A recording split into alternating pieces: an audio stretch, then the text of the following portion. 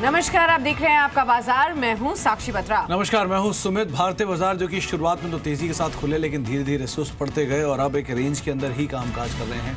Market पूरी तरह से फ्लैट है और बहुत ज़्यादा मोमेंटम मार्केट के अंदर नहीं है, अलग अलग सेक्टर स्पेसिफिक भी। शुरुआत में फार्मास्यूटिकल स्पेस जहां पर एक अच्छी स्ट्रेंथ थी, वो स्ट्रेंथ भी अब चली गई है, वो भी अब लाल निशान में आ चुका है। निफ्टी 9 अंक नीचे है, सेंसेक्स 5 अंक ऊपर है, मिड कैप इंडेक्स 66 अंक नीचे है और स्मॉल कैप इंडेक्स बिल्कुल फ्लैट है। थोड़ी सी गिरावट मिड कैप इंडेक्स में ज़रूर गहराई है, लेकिन मेजरली जो फॉल है वो हायर लेवल से आया है। आप देखिए, निफ्टी बैंक शुरुआत में तेज़ था, अब 41-42 पॉइंट नीचे कामकाज कर रहा है। निफ्टी फार्मा शुरुआत में आधा % तेज़ था, अब 1 पॉइंट ऊपर है। आईटी इंडेक्स जो कि करीब 3 पॉइंट ऊपर है, ये भी शुरुआती दौर में कुछ तेज़ी दिखा रहा था। निफ्टी ऑटो हालांकि फ्लैटिश नोट पे शुरुआत से ही कामकाज कर रहा है, तो बहुत ज़्यादा तेज़ी वहाँ पर नहीं है। लेकिन एफएमसीजी इंडेक्स करीब 1% नीचे कामकाज करते हुए मेटल में गिरावट है।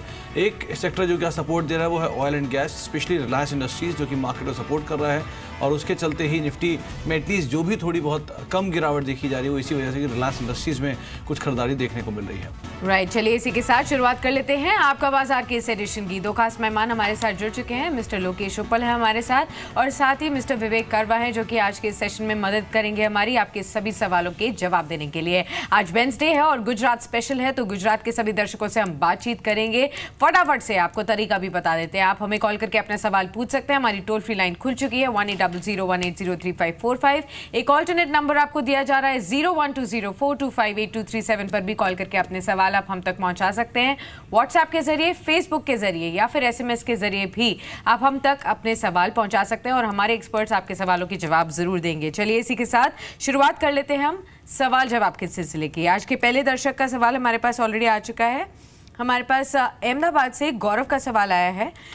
SBI पर इनका सवाल है, जहां पर 300 शेयर्स ये ऑलरेडी होल्ड करते हैं। 277.5 के भाव पर खरीदारी की है। गौरव हमारे साथ फोन लाइन पर जुड़ भी चुके हैं। Gaurav, good morning to you. SBI पर आपका सवाल है, आपसे जानना चाहेंगे कि कब तक के लिए आप यहां पर निवेशित रहना चाहते हैं।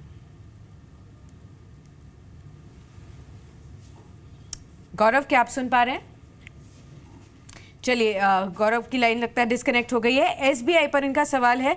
विवेक, गुड मॉर्निंग टू यू। सवाल आपसे होगा, आज बैंकिंग स्पेस पर सबसे ज्यादा फोकस रहने वाला है। एक तो PSU बैंकिंग स्पेस पर, जहां पर छोटे बैंकों के मर्जर की बातचीत या फिर कंसोलिडेशन की बातचीत सामने आ रही है। कई नाम सामने आए हैं, Syndicate Bank, Vijaya Bank, Canara Bank, इन जैसे नामों को शामिल किया गया है। और दूसरी ओर RBI ने जो 12 अकाउंट्स को यहां पर इंसॉल्वेंसी के तहत आइडेंटिफाई किया है, तो पूरा बैंकिंग स्पेस आज हलचल में है। SBI लार्जेस्ट बैंक पर आपकी क्या राय? इनफैक्ट साक्षी, मैंने तो ये बहुत बार कहा हुआ इस शो पे कि बैंकिंग में फाइनली मर्जर होगा छोटी बैंक्स का, और नहीं तो ये बैंक्स कॉम्पीट नहीं कर पाएंगे लार्जर बैंक से, पर्टिकुलरली प्राइवेट बैंक से, और इसके कारण गवर्नमेंट को कोई ना कोई कदम उठाना ही पड़ेगा। और कोई भी अगर कदम उठाते हैं यहाँ से, जो जितना भी नेगेटिव था वो तो ऑलरेडी फैक्टर्ड इन है, और अगर एक पैसा भी एक्स्ट्रा NPA से वापस बैंक के अकाउंट में आता है, बैलेंस शीट में आता है, तो बैंकिंग स्टॉक्स को फायदा ही देने वाला है। तो इस हिसाब से अगर ये निवेशक अगर यहाँ से समझ लीजिए आप करीबन 2 साल के लिए वेट करने के लिए रेडी रहे, तो SBI PSU में टॉप पिक रहेगा। आप इसको ले लीजिए, और आज समझ लो 280-290 में चल रहा है ये। I will not be surprise अगर ये 400 भी आपको दिखा दे। और जहाँ जैसे जैसे यहाँ पे रेजोल्यूशन होता है, कुछ भी होता है, तो आई थिंक SBI बेनिफिट करेगा, और PSU ओवरऑल सेगमेंट पे भी मैं बुलिश हूँ। जी, बुलिश रादर विवेक काफ़ी समय से इस पूरे सेक्टर में बुलिश हैं, और उनके बताए हुए सेक्टर कई गुना मल्टीफोल्ड ऊपर भी आ चुके हैं। SBI पे अभी भी बने रहने की राय उन्होंने दी है। मनोज गुजरात से हमारे साथ मौजूद हैं। मनोज जी, नमस्कार। हेलो, नमस्कार मनोज जी, क्या सवाल है आपका? हाँ, मेरे पास MMTC है, 61 की एवरेज 1000 शेयर है। कब की खरीदारी आपकी? ये तो 6-7 महीने हो गए। और कितना समय और दे सकते हैं आप इसे? ये तो पड़े ही हैं, मैं रखता ही हूँ वैसे तो। ओके। लोकेश, इनका सवाल MMTC पर है। 61 पे खरीदारी है, 62-63 के करीब ये शेयर कामकाज कर रहा है, 2 रुपये मुनाफा है। कितना समय, मतलब इस समय तो दे ही सकते हैं, तो क्या नजरिया रख सकते हैं, क्या क्या रख सकते हैं इस पूरी पोजीशन में?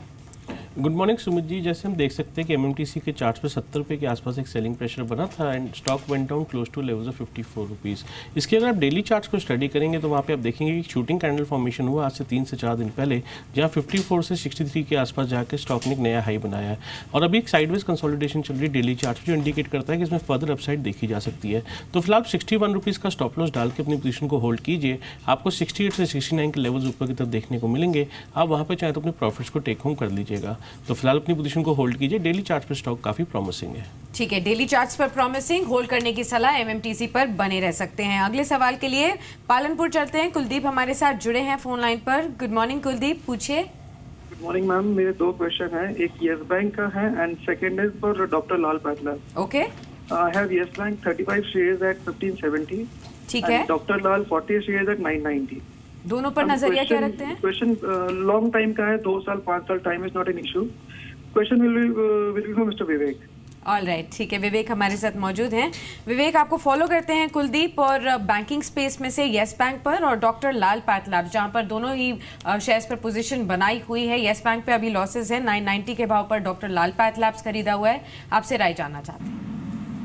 देखो, yes bank in fact private sector में काफी बढ़ गया है, लेकिन यहाँ से भी लग रहा है कि ये बैंक अच्छा करेगा। पर्टिकुलरली इनका जो आप ब्रांच एक्सपेंशन एटलीस्ट मैं चेन्नई में तो देख रहा हूँ जबरदस्त रूप से हो रहा है।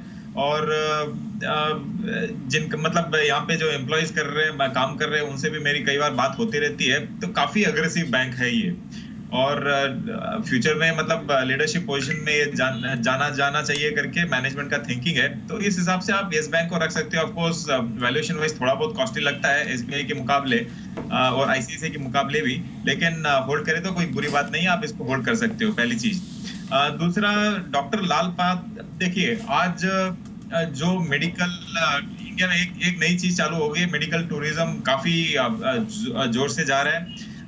एक ये लेबोरेटरी जो लाल पाथ है, ऑल इंडिया लेवल पे इसको आप जान सकते हो, मतलब ब्रांचेस बहुत बड़ा नेटवर्क इनका है। वैल्यूएशन थोड़ा कॉस्टली था, उसके बाद में करेक्शन हुआ।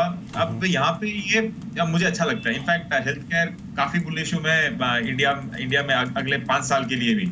और ऐसे डिस्क्लोजर लाल पाथ हमारे पोर्टफोलियो में है, क्लाइंट्स के पोर्टफोलियोज में भी है, तो वो देना जरूरी रहेगा यहाँ पे। जी, तो आपको राय दी जा चुकी है डॉक्टर लाल पाटलार को लेकर भी और येस बैंक पर भी रणनीति उन्होंने बताई है, आप उसके अकॉर्डिंग प्ले कर सकते हैं। हमारे साथ हिमांशु है जो कि भरूच से मौजूद है। हिमांशु जी नमस्कार। हिमांशु, आप सुन पा रहे हैं? मैं हिमांशु बोल रहा हूँ। जी नमस्कार हिमांशु जी, क्या सवाल आपका? पूछिए। नमस्कार जी, पूछिए अपना सवाल।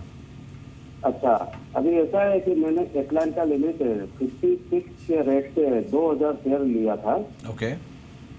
अभी अराउंड उसका 107-108 चल रहा है। मेरा ओरिजिन एटलीस्ट 3 इयर्स है। ओके। तो क्या मैं उसको होल्ड कर सकता हूँ? ओके। तो लगभग उसका 3 साल में आपको कितना टारगेट लग रहा है? चलिए लोकेश, सवाल आपसे होगा। अटलांटा इन्होंने खरीद रखा है 56 रुपए के दाम पे, दोगुना शेयर हो चुका है, 500 शेयर इनके पास है। वैल्यू एज शेयर अभी भी ठीक ठाक है, अच्छी ऑर्डर बुक है कंपनी के पास, और जिस कारोबार में है वहाँ पे ईपीसी बेसिस पे भी कंपनी कई प्रोजेक्ट करती रही है। गुजरात में भी इनके काम का है, शायद इन्होंने वहीं से ही से पिक किया होगा। आपकी राय क्या कहती है? 3 साल देते हैं तो कहाँ तक जा सकता है शेयर? देखिए सुमित जी, अगर अटलांटा लिमिटेड के चार्ट्स को यहाँ पे स्टडी करते हैं, व्हाट वी सी, जब स्टॉक ने 98 के लेवल्स को क्रॉस किया तो कहीं ना कहीं 120-124 के दायरे को भी ऊपर रिटेस्ट किया। अभी हाल ही में 115 से स्टॉक ने थोड़ी सी यू टर्न लिया, जहाँ पे 105-109 के आसपास आके इसने एक सपोर्ट बनाई है। लेकिन जैसे आपका नजरिया 2 साल का है, फिलहाल अपनी पोजीशन को होल्ड कीजिए and you keep a trailing stop loss close two levels of 90 rupees. ये स्टॉक आपको 150 से 160 का लक्ष्य की तरफ दे सकता है, वहाँ पे चाहे तो अपने प्रॉफिट्स को बुक कर लीजिएगा। तो स्टॉक के जो चार्ट्स हैं काफ़ी प्रॉमिसिंग है, फिलहाल अपनी पोजीशन को होल्ड कीजिए, लॉन्ग टर्म में बुलिश स्टॉक बना रहेगा ये। ठीक है, तो लॉन्ग टर्म के लिए अच्छी बेट है। 160 तक के भी अपसाइड टारगेट्स यहाँ पर एक्सपर्ट देखते हैं। फिलहाल बने रहने की सलाह आपको दी जा रही है। अगले दर्शक से बातचीत कर लेते हैं। गांधीधाम से हमारे साथ अभिषेक जुड़े हैं फोन लाइन पर। गुड मॉर्निंग अभिषेक, पूछिए अपना सवाल। सर, नाहर पॉली लिया था मैंने। ठीक है, किस भाव पर? 72.5 पर। थोड़ा नुकसान अभी हो रहा है, कुछ और समय देंगे अपने निवेश पर? जी हाँ, बिल्कुल। ठीक है, राय आपको दिलवा देते हैं। विवेक, नाहर पॉली अभी आपको कैसा लग रहा है टेक्सटाइल स्पेस से? ये लॉन्ग टर्म के लिए इन्वेस्टर हैं और 72 के भाव पर परचेजिंग की हुई है इन्होंने। देखो, जब टेक्सटाइल ऊपर जा रहा था तब उन्होंने लिया है, और अगर वैल्यूएशन वाइज यहाँ पे देखे तो करीबन 14-15 पी पे ये चल रहा है और मुझे कॉस्टली लगता है। 57 पे ठीक आप होल्ड कर सकते हो टेम्परली, लेकिन ऑन रैलीज आप इससे निकल जाओ तो अच्छा रहेगा। बहुत छोटी कंपनी है, 140 करोड़ की कंपनी है और मतलब रिस्की भी हो सकता है। अगर कुछ भी मार्केट में गड़बड़ होती है, 30,000-31,000 लेवल पे अपने बैठे हैं, कुछ भी अगर गड़बड़ होता है तो ये और भी नीचे जा सकता है। तो अगर यहाँ से थोड़ा बहुत भी आपको रैली दिखता है तो आप स्लोली इसमें से निकलिए। और बेटर टेक्सटाइल में भी बहुत अच्छे अच्छे कंपनीज है, उनमें आप नजर रखिए। तो यहाँ से निकल जाएं, किसी भी तेज़ी में निकलें, अभी ना निकलें, अभी तो आप बने रहें, लेकिन कोई भी आपको तेज़ी मिलती है, आपके घाटे खत्म होते हैं तो आप वहाँ पर निकल जाएं और किसी और शेयर में निवेश कर सकते हैं। विकल्प बताए गए हैं, आप उसमें पैसे डाल सकते हैं। विकल्प की ही बात चलिए तो अब डिम्पी से ही बातचीत कर लेते हैं, क्योंकि डिम्पी आमतौर पर तो हमारे साथ F&O का डेटा लेकर मौजूद होते हैं, लेकिन जितने भी बड़े भारी भरकम टॉपिक हैं उन पर डिम्पी हमारे साथ बात करते ही रहते हैं। जैसे सिर्फ GST एक ऐसा मुद्दा है, इस पर डिम्पी से चर्चा कर लेते हैं। डिम्पी, GST की लेकर एक शेयर आप हमेशा बताते हैं, न्यूज़ में तो आपने कई शेयर बताए हैं, अभी आपके पास कौन सा शेयर? एक आज टी एंड रबर स्पेस से एक्चुअली हमने एक शेयर निकाला है। पूरे स्पेस को बेनिफिट होगा। असल में हमारी जो थीम है वो स्पेस के बेनिफिट्स की भी है और उसमें से एक अच्छी कंपनी हम टिपिकली रखते हैं आपके सामने।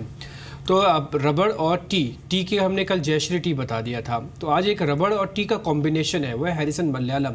यहाँ पे एक अच्छा मूव मिल सकता है। कंपनी के करीब 50% आय रबर से आती है और 50% चाय से ही इसका कारोबार है, तो ये थोड़ा सा फ़ायदा इसको मिल सकता है।